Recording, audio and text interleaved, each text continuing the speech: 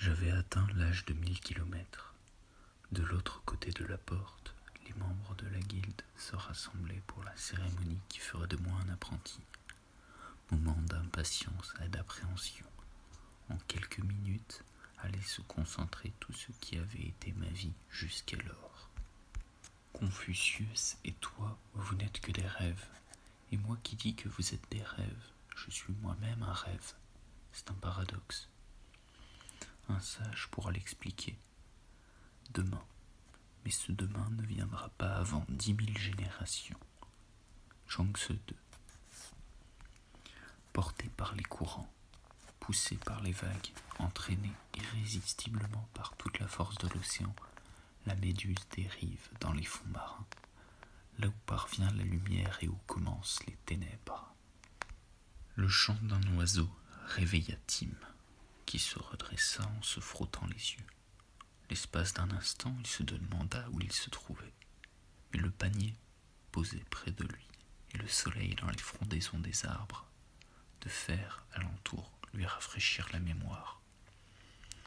Il se leva, voulut s'isoler pour faire ses besoins matinaux, puis se ravisa.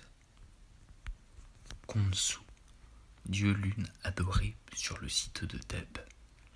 Il était représenté sous l'aspect d'un homme, parfois d'un enfant, portant sur la tête le disque lunaire. Les théologiens thébains l'admirent dans une triade, groupant autour d'Amon la déesse Mut, considérée comme l'épouse du dieu, Khonsu jouant le rôle de Dieu Fils. Une autre divinité lunaire vénérée en Égypte fut le dieu Thoth.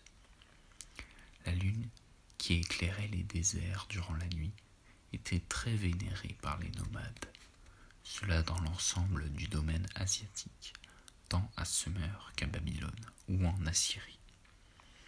Au sud-ouest du domaine d'Amon, à Thèbes, Ramsès III fit bâtir un temple pour Khonsu, la fête des âmes errantes.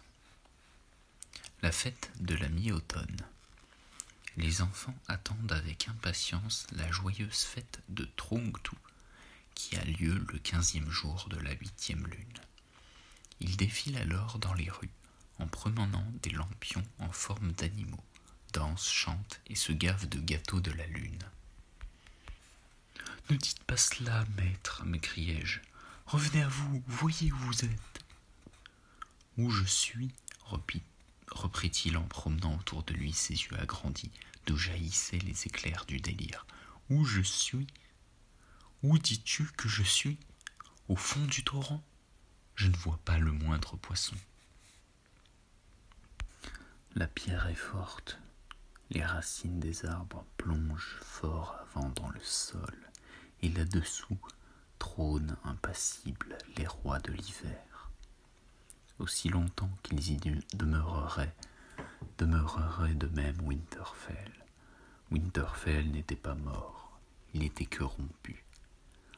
Comme moi, songea Bran, moi non plus, je ne suis pas mort.